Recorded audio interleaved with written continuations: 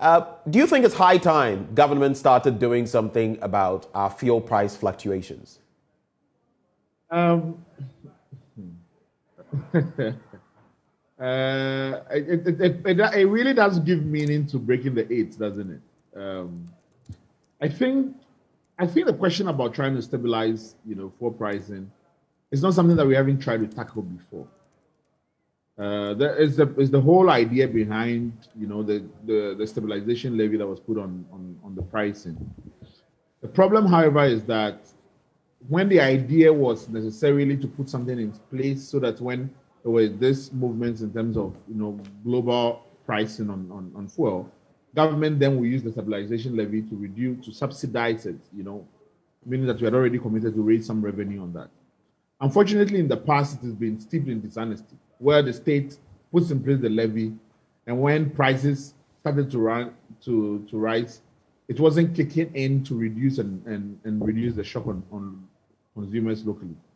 And so it's unclear to me how much commitment there is in keeping that stabilization mechanism working in a way that is honest and true and led by truth. When it has happened in the past, there's not been any remedy for citizens, for instance, to seek to force the government to respect, prior commitments that were made.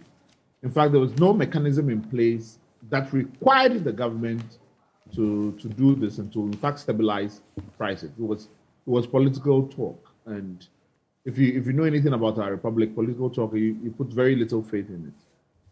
Now, ours is an economy which is deeply tied into the up and downs of the fuel pricing. This is particularly because we have very little diversified energy sources. And even in terms of electricity generation, unfortunately, with the car power ship and others, we are continuing to rely on those fuel to be able to power various sectors of our economy. So I'm afraid to say that we've gotten to a high degree of such reliance on petroleum products that I don't know how much stabilization we're going to be able to put in now for the immediate term to be able to shock absorb before we hit crazy by March and towards the middle of the month of the year.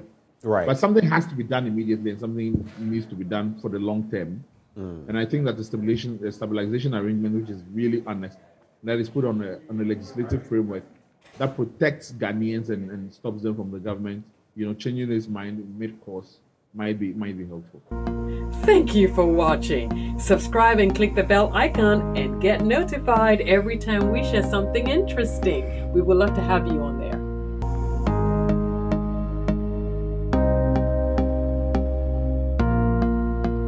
Super Hits Radio. Joy 99.7.